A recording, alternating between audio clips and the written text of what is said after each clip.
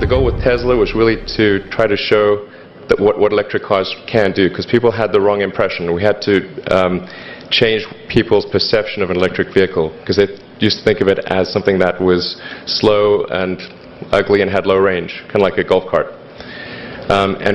So that's why we created the Tesla Roadster, to show that you can be fast, attractive, and long range. And it's amazing how, even though you can show that something works on paper, and the calculations are very clear, until you actually have the physical object and they can drive it, it doesn't really sink in for people. And so that I think is something worth noting. If you're going to create a company, the first thing you should try to do is create a working prototype. Everything looks great on PowerPoint. you can make anything work on PowerPoint. But if you have an actual demonstration article, even if it's in primitive form, that's much more effective for convincing people. And then the internet's also helpful because it's anything to do with software is a low capital endeavor. So I didn't have any money. I just had a bunch of student debt. But software you can just write, like by yourself. And you don't need a lot of atoms, like you don't need a lot of tooling and equipment, and so it's not capital intensive. So the ability to start a company, if it's software related, and it's the first company, is much easier. Right. And yeah. It seems obvious now, but of course, the easier place to start, and then as you gain more of a personal reputation and have more personal capital, as some may or may not know, SpaceX was entirely funded by Elon for its first period, partially from, and in an era when others probably wouldn't have funded it, right, in those earliest days. So.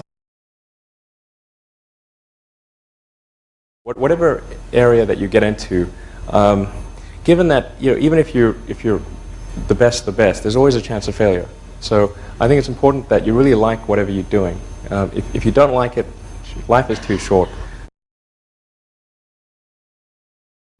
Number 3, I'd say, is constantly seek criticism. Yeah. A well thought out critique of whatever you're doing is as valuable as gold. And you should seek that from everyone you can, but particularly your friends. Usually your friends know what's wrong, but they don't want to tell you because they don't want to hurt you. So lift you up, sort of your. Yeah. So they'll say, "Oh, I would encourage my friend, so I'm not going to tell him what I think is wrong with his product." Yeah. It doesn't mean your friends are right, but very often they are right, and you at least want to listen very carefully to what they say, and to everyone. If you're looking for, basically, you should take the approach that you're wrong. That you, the entrepreneur, are wrong. Your goal is to be less wrong. A lot of it in creating a company is execution. Like, you start off with an idea, and that idea is mostly wrong. And then you adapt that idea and keep refining it, and you listen to criticism. Some criticism you discard, try to discard the wrong criticism, try to listen to the correct criticism, and then engage in sort of recursive self-improvement, and constantly refining it and making it better. I think maybe it's helpful to say one of the things that was important then in the creation of PayPal was kind of how it started, because initially the initial thought was with PayPal was to create an agglomeration of financial services, so to have one place where all of your financial services needs would be seamlessly integrated and work smoothly. And then we had like a little feature which was to do email payments. And whenever we'd show the system off to someone, we'd show the hard part, which was the agglomeration of financial services, which was quite difficult to put together. Nobody was interested. Then we'd show people email payments, which was actually quite easy, and everybody was interested. This is, I think it's important to take feedback from your environment. You want to be as closed loop as possible. So we focused on email payments and really try to make that work, and that's what really got things to take off. But if we hadn't responded to what people said, then we probably would not have been successful.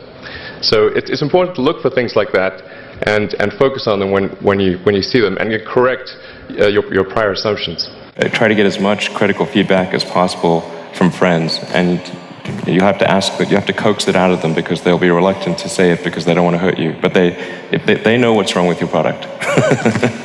Just you need to get it out of them. So. But it is generally true that innovation comes from questioning the way things have been done before. Yeah. And if in the education system you're taught not to do that, that will inhibit entrepreneurship. I think that's something you see in Silicon Valley, that there's no fear of failure. But culturally in this part of the world, true. no? I think there's fear of failure. I certainly have fear of failure. But it didn't stop you. No. Elon, can I ask you about that one message to that potential entrepreneur waiting to make the jump?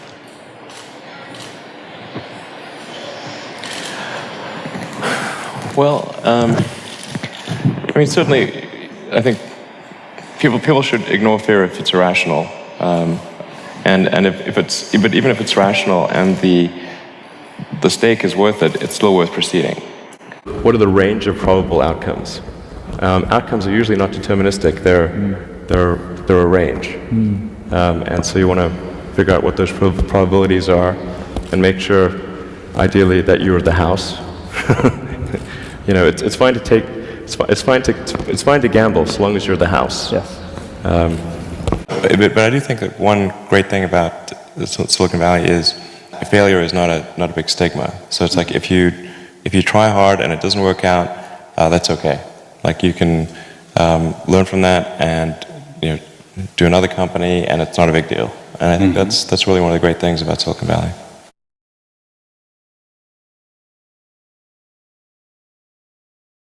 And then I think the final thing I would encourage you to do is, now is the time to take risk. You don't have, you don't have kids. Your obligation. Well, sorry, probably don't have kids.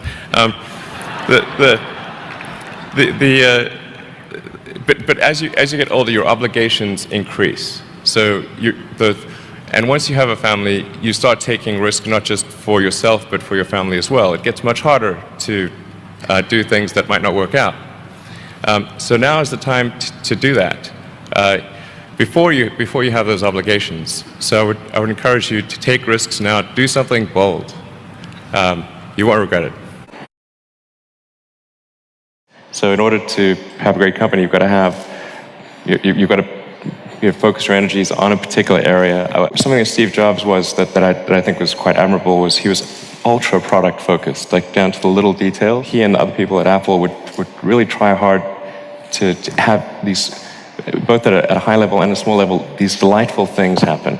So the product was it just made you happy. What we aspire to do is to make the car so compelling that even with low gasoline prices, it's still the car you want to buy. Yeah. The only thing I can think of.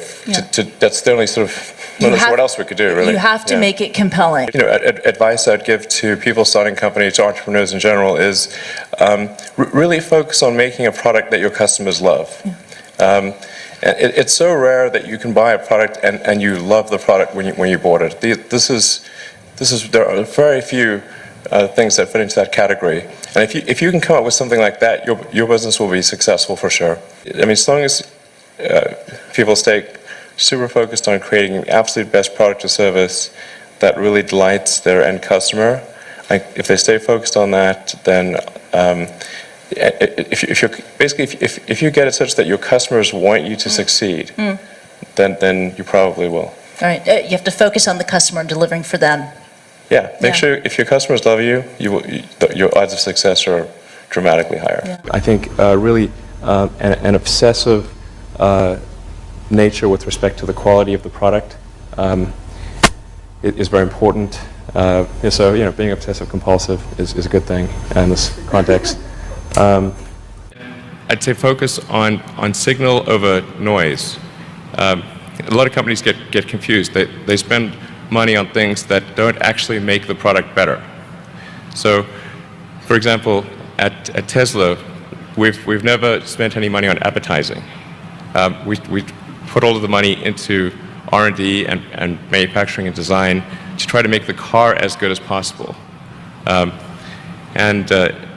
think that's the way to go. So for any given company, just can keep thinking about, are these efforts that people are expending, are they resulting in a better product or service? And if they're not, stop those efforts. I think a lot of people think I must spend a lot of time with media or on businessy things, but actually almost all my time, like 80% of it is spent on engineering and design. Engineering and design. So it's developing next generation product. That's 80% of it. A lot of times, entrepreneur will come up with something which is only slightly better, and it can't just be slightly better. It's got to be a lot better. To make sure that whatever you're doing is a great product or service. It has to be really great. If you're a new company, I mean, unless it's like some new industry or new market that, if it's an untapped market, then you have more ability to. The standard is lower for your product or service. But if you're entering anything where there's an existing marketplace against large entrenched competitors, then your product or service needs to be much better than theirs. It can't be a little bit better, because then you put yourself in the shoes of the consumer and they say, why would you buy it as a consumer? You're always going to buy the trusted brand unless there's a big difference. Well, I think that the most important thing for creating companies is you need a concentration of talent. It's like creating think of like a world sports team or something. You really want to focus your talent on a particular area, and that's what a company is. It's a group of people that got together to create a product or service, and then make sure that from a regulatory standpoint, and from in terms of regulations and taxation and government support, that it's there for startup companies, and that it goes from startup all the way through the medium phase of the company. Because where most companies tend to not make it is not so much at that very beginning stage, it's that intermediate stage. So they'll can they sort of reach escape velocity as a company, and when a new company is formed and you're going up against established, big established companies, you're trying to build some kind of credibility, and it's incredibly important that companies are nurtured through that phase. I mean, it's just like a little sapling growing in a redwood forest. You've got these giant companies. If you don't get a little bit of sunlight and nutrition, it's game over. There's a friend of mine who's got a great saying about creating a company. Trying to build a company and have it succeed is like eating glass and staring into the abyss.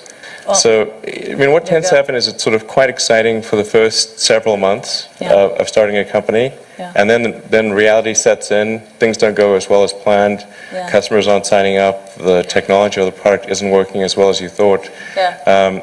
And then that can sometimes be compounded by a recession.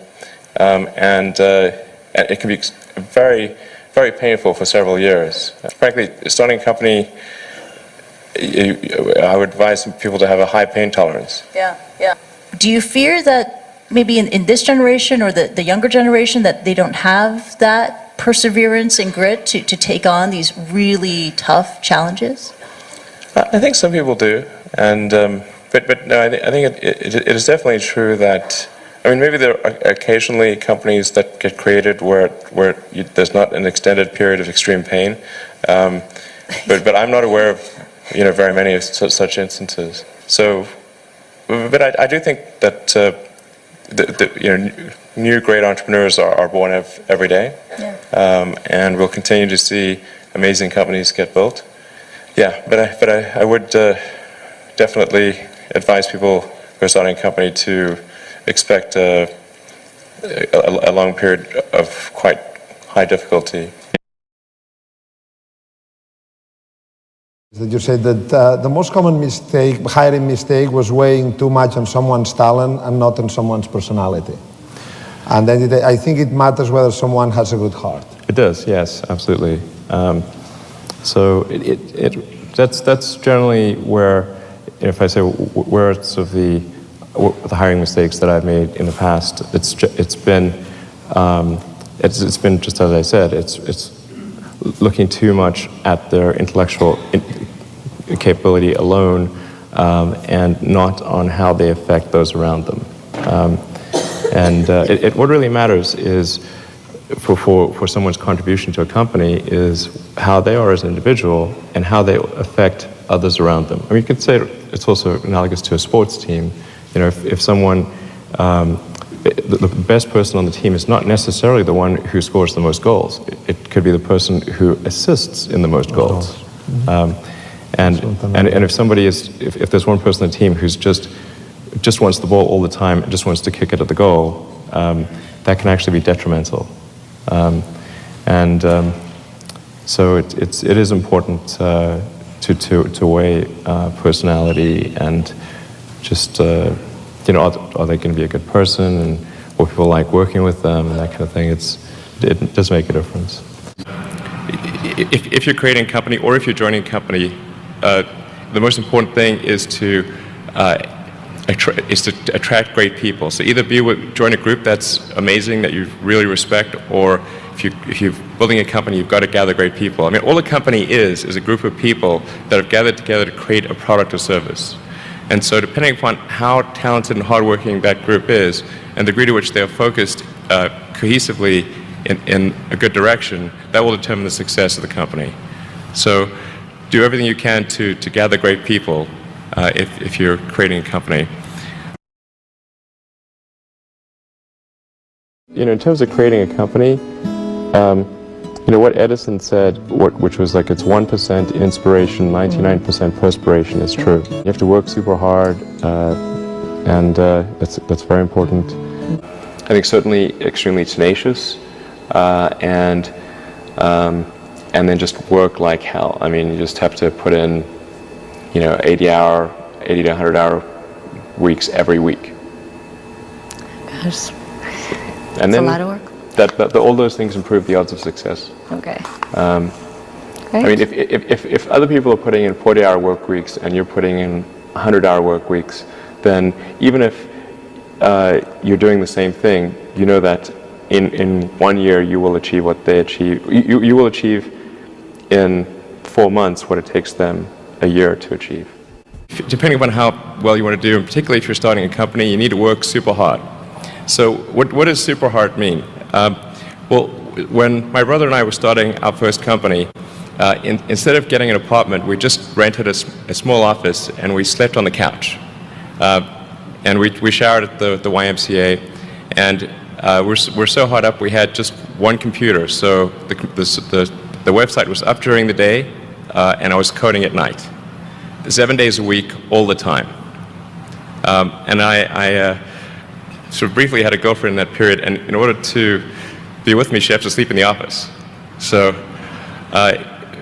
work hard, like I mean, every waking hour. That's the thing I would say particularly if you're starting a company. And I mean, if you do simple math, say like, okay, if somebody else is working 50 hours and you're working 100, you'll get twice as much done in the course of a year as the other company.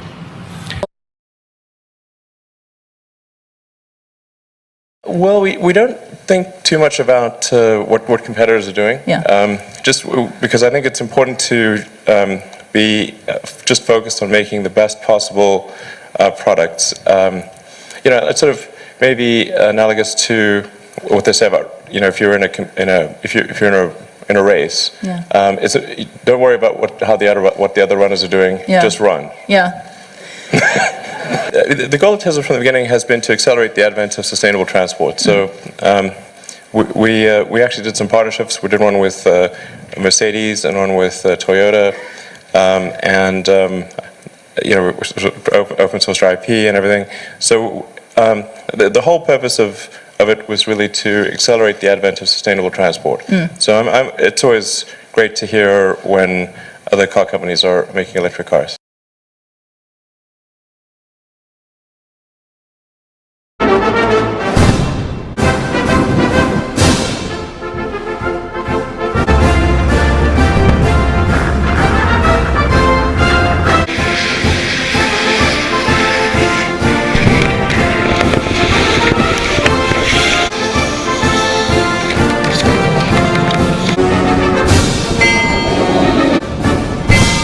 failure in a row, did you think, I need to pack this in? Never. Why not?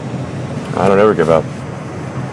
I mean, I'd have to be dead or completely incapacitated. And one does have to be focused on the short term and money coming in when creating a company, because otherwise the company will die.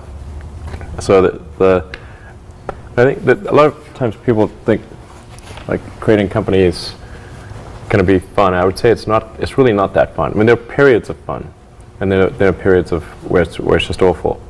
And particularly if you're the CEO of the company, you actually have a distillation of all the worst problems in the company. There's no point in spending your time on things that are going right. So you only spend your time on things that are going wrong. And there are things that are going wrong that other people can't take care of. So you have like the worst. You have a filter for the crappiest problem in the company, the most pernicious and painful problem. So I wouldn't say I think you have to feel quite compelled to do it, and have a fairly high pain threshold. And there's a friend of mine who says like starting a company is like staring into the abyss and eating glass. There's some truth to that. The staring into the abyss part is that you're going to be constantly facing the extermination of the company. Because most startups fail. It's like 90%, arguably 99% of startups fail. So, that's the staring into the abyss part. You're constantly saying, okay, if I don't get this right, the company will die. And then the eating glass part is you've got to do the problems. You've got to work on the problems that the company needs you to work on, not the problems you want to work on. And so that's you end up working on problems that you'd really wish you weren't working on. And so that's the eating glass part. And that goes on for a long time. I mean, maybe there are occasionally companies that get created where there's not an extended period of extreme pain. But I'm not aware of very many such instances. I would definitely advise people who are starting a company to expect a long period of quite high difficulty. Yeah. I'd say starting a business is not for everyone. Generally, starting a business, I'd say number one is have a high pain threshold. That's it. There's a friend of mine who's got a good saying, which is that starting a company is like eating glass and staring into the abyss. That's generally what happens, because when you first start a company, there's lots of optimism and things are great, and then so happiness at first is high. Then you encounter all sorts of issues, and happiness will steadily decline, and then you'll go through a whole world of hurt. And then eventually, if you succeed, and in most cases you will not succeed, and Tesla almost didn't succeed, came very close to failure. Then if you succeed, then after a long time, you will finally get back to happiness.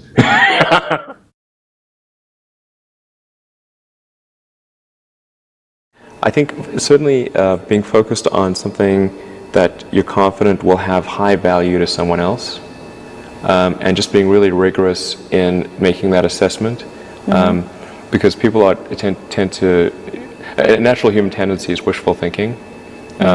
So a challenge for entrepreneurs is to say, well, what's the difference between really believing in your ideals and sticking to them versus pursuing some unrealistic dream that doesn't actually have merit? And that is a really difficult thing to tell. Can you tell the difference between those two things? Right. So you need to be sort of very rigorous in your self-analysis. And then just keep iterating on a loop which says, am I doing something useful for other people? Because that's what a company is supposed to do. A company is just a group of people gathered together to produce a product or service. And a company should only exist if that product or service is truly useful to customers. How should someone figure out how they can be most useful? Whatever this thing is that you're trying to create, what would be the utility delta compared to the current state of the art times how many people it would affect? So that's why I think having something that makes a big difference but affects a sort of small to moderate number of people is great, as is something that makes even a small difference, but affects a vast number of people. Like the area, under the area curve. under the curve. Yeah, exactly. The area under the curve would actually be roughly similar for those two things. I think having a purpose certainly is going to attract the very best talent in the world, because if people can, if there's something that's intrinsically enjoyable and the financial rewards are good, but then also it's something that's going to genuinely change the world, then I think that's a pretty powerful motivator.